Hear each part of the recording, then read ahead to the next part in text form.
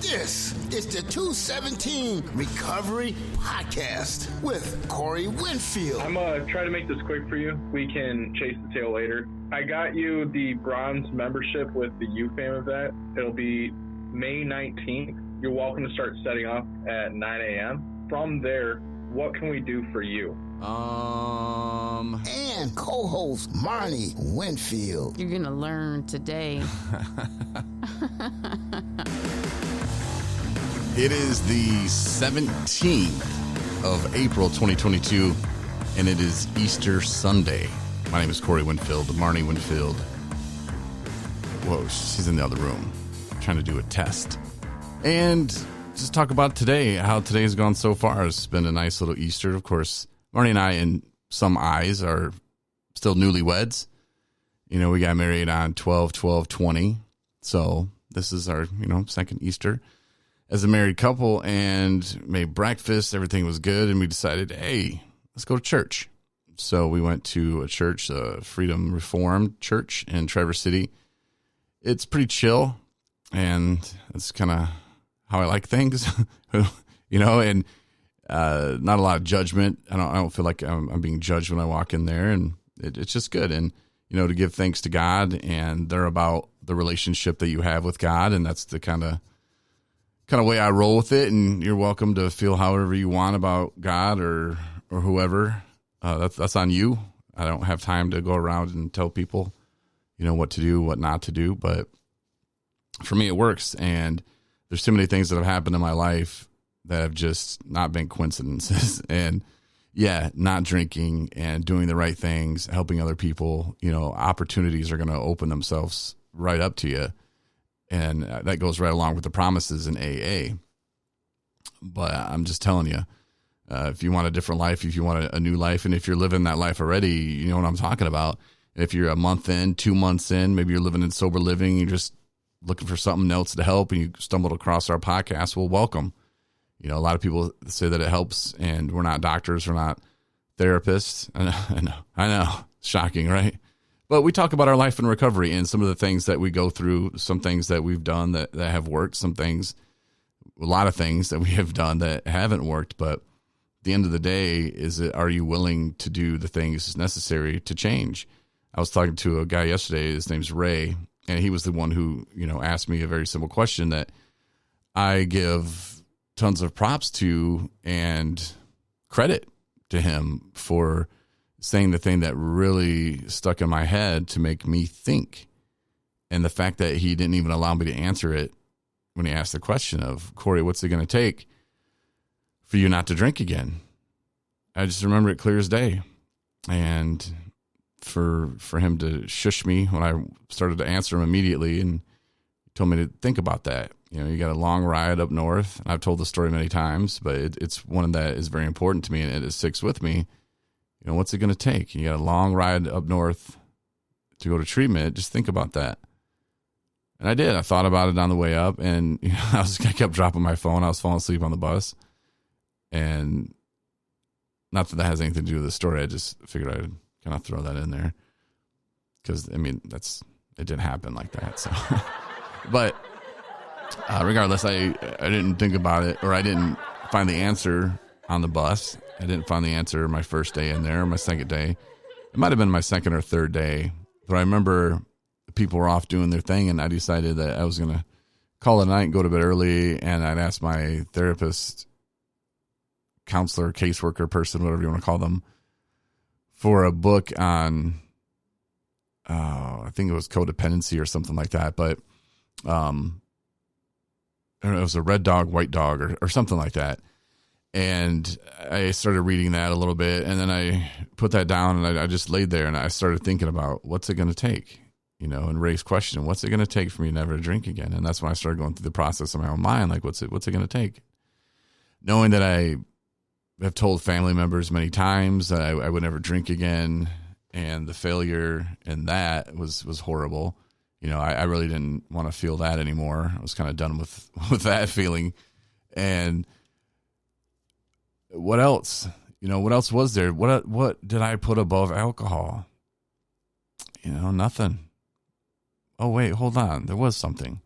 And that's when I started diving into it. And it was very simple, but at the time, I don't know why I didn't think about it. Maybe because subconsciously I didn't want to stop drinking. I thought that maybe I still could one day. But when it hit me in that moment, you know, being on the radio, I had swore that I wouldn't drink anymore on the air. Yeah, that's crazy enough, right?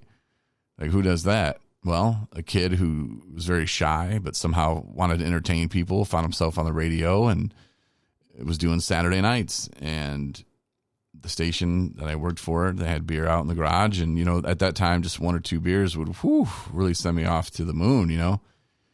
So I figured, hey, if I have a beer before my show, I'd be even better. And then I would go places after. I would get off at like midnight, you know, like parties or just back home. I lived with whoever, and they'd be like, man, your show was so funny tonight, Corey, when you said this about that. And they had that caller, man, you really got him good, or whatever they told me.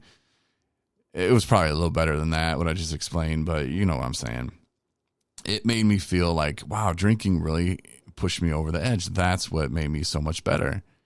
And so I just kind of stuck with that. And even, you know, as I started working, you know, full time in the building during the day, you know, I'd be like, hey, can you run and get me some liquor if I felt like I was having an off day, or if I just felt like, hey, it's Tuesday, we need to entertain some people today. And the only way I know how to do that is to get my drink on.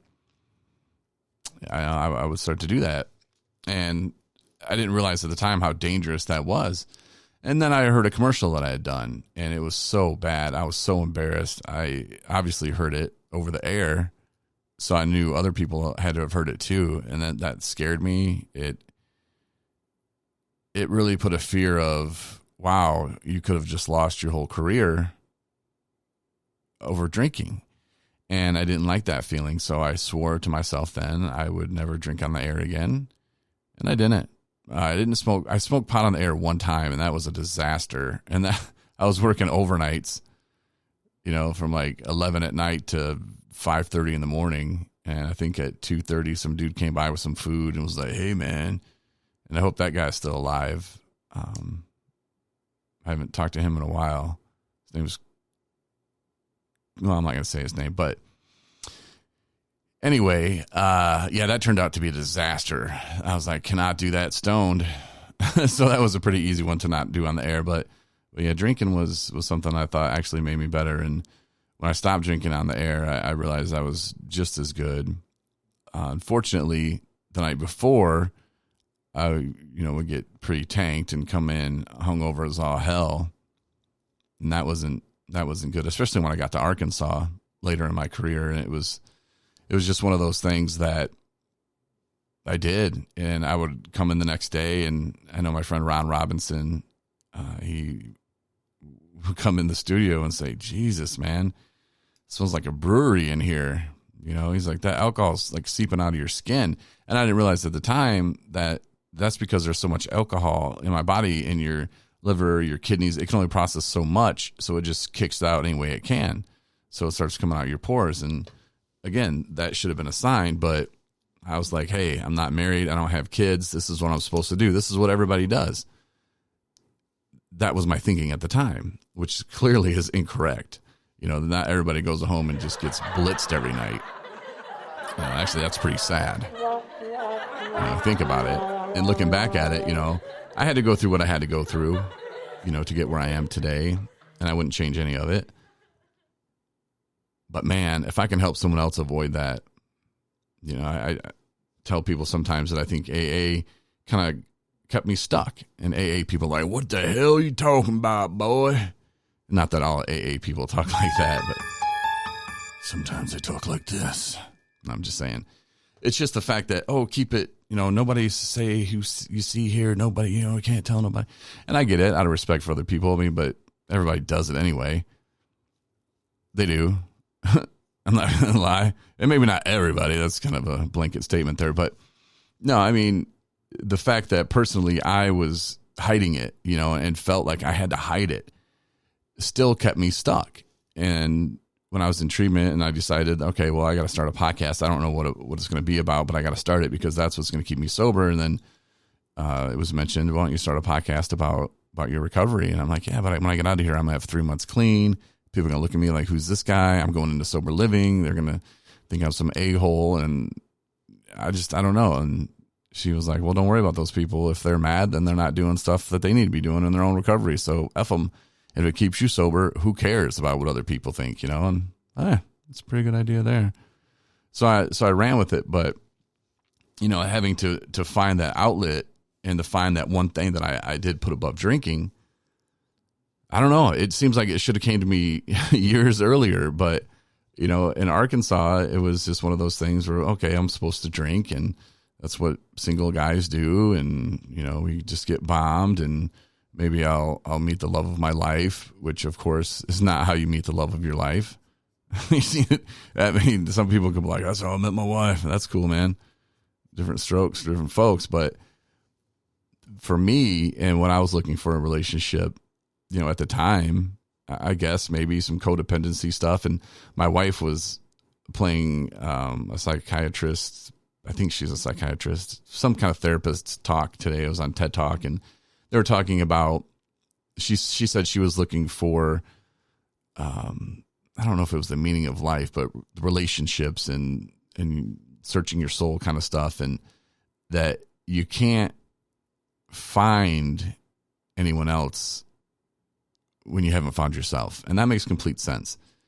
And she took it back to her dating in her 20s, where she'd go on a date and the guy would ask her, like, what kind of music do you like? And she's like, I don't know. What kind of music do you like?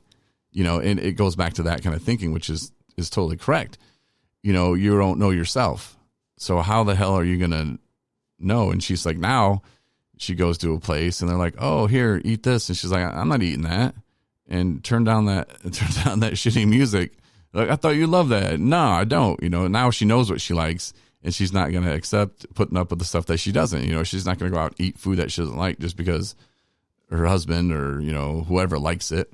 No, she knows who she is today. And that's kind of the transformation that you go through, when you're finding yourself first week sober. You're like, who the hell am I? What do I like? I don't know. And I think that's why they tell you don't jump into a relationship. And sure, probably not a good idea. Everybody has to learn their own way. So don't listen to anybody. Do what you need to do. Get burnt. Hopefully it's not burnt too bad. But you can at least pick up and move on and go, yep, chalk that up to the learn lesson. They were right. Again, that's how I learned. I didn't listen to anybody there. But through those times of getting burned, I realized, no, I'm not going to be treated that way anymore. And I need to find a woman that, loves me for me. And that's how it's going to go. And I knew how I want to be treated, and I knew what I wouldn't put up with. And I knew what I was looking for. That led me to my wife, and I'm so grateful for that. But you had to hit the road, hit the bumps on the road on the way there. And I just hope that people listening can open up about it and at least tell their family members. And if you are a family member of someone, say, hey, listen to this podcast. They're probably not going to. My mom would always try to get me to listen to stuff, and I'm like, nah, I'm good on that. But maybe one day if they can get in recovery, or maybe they do want to change, or maybe you say, hey, man, this guy's not a doctor, he's not a therapist, he's an old radio guy. Well, not old, 43, but I have 3 years and 5 months clean. So, or maybe 4 months clean. I don't know, whatever.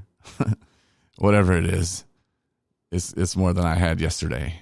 So that's where I go from there. But yeah, we're going to be broadcasting live from the UFAM rally. That's kind of why I wanted to jump on here today to test it out. And I noticed, because I'm freaking out now. I told them the UFAM rally, they're like, hey, yeah, we'd love to have you there. Can you do a live show? And of course I was like, yeah, we can do a live show. And then it was on, trying to put everything together with the equipment. Me thinking, okay, well, I need a new board. And my wife saying, just use the one you have. And then me getting 2 or 3 boards and then sending them back because she's, again, right. And now, testing out like, okay, well, what platform are we going to be on? We kind of messed around the other day on Facebook Live, which I think we'll do that, or maybe YouTube, maybe both. I don't know how that works. We're still figuring that out. But then the most important part is the audio part for me. We're a podcast. So I was like, well, if we go live on Spreaker, then we could probably do that. And we bought a speaker that we're going to play out there with us. And that's kind of what I'm testing now. I hooked it to the board, to our soundboard, and it was playing nothing. So I connected the phone to the speaker, which technically should be playing out in the hallway right now. I don't know. I can't hear it. And I'm listening through the Spreaker app, but I don't know if it shows that we're live on iHeartRadio or Pandora or Podchaser or Apple Podcast or Google Podcast like that. I have no idea. So the next time we go live, we'll probably be testing that out. But right now, I was able to jump on the Spreaker app and see that it was live. And I could probably jump over to our website too and see if that shows that we're live, because that would be very helpful, because that would mean you can get it through our app or the website. As I go there right now, I appreciate you listening on Easter Sunday. Not sure if you do family stuff today, but if you do, it says live on Easter, but I think that was the first one that I did, because I did a test thing and then I realized the board wasn't hooked up right, so I was like, well, we're gonna have to do that one over. Yeah, that one's only a minute, so that one's not live. So it's not live on our website, which is kind of unfortunate. But if you do have the Spreaker app, and we'll just have to tell people to get the Spreaker app before the UFAM rally, that way you can listen live. Or if my wife is listening live right now, if she wants to check different apps, iHeartRadio, Spotify, I don't know if that stuff would show up live. But anyway, I appreciate you listening today. I hope you have a great Easter. Tell your loved ones that you do love them, and that 217 Recovery is coming to the UFAM rally, and that you can listen live from the broadcast all day. It's going to be fun. We're going to have different categories set up. We're going to have people out with live microphones just asking questions. Whoever loses bets will have to go ask the tough questions to the crowd, but it'll be a good time. And if you need more info, 217recovery.com, and you go to events. But it's on May 19th, the UFAM rally. It's in Lansing, 10 a.m. to 4 p.m. Come out. We're going to have like little name tags. I called them name badges on this flyer I made yesterday. And my wife, Marnie, was like, no, honey, they're just name tags. And I was like, whatever, same thing. But it's like, hello, my name is, and then pick a name. And I was telling people when we were there in 2019, I was like, you look like a Becky. I just started making up names. You don't even have to, whatever you want to be called today. But I'd say 99% of the people actually had their real name, and kind of got that idea just from AA meetings. And people are like, hello, my name is, and say, hey, this would be an easy way to get to know people, to shake some hands and, give somebody something. So, yeah, we'll have shirts and stuff there as well. And hopefully water, maybe some hot dogs. We'll see about that. But, yeah, UFAM rally, May 19th. Check it out. Details, 217recovery.com. Appreciate you listening, and have a great Easter. And we'll talk to you later.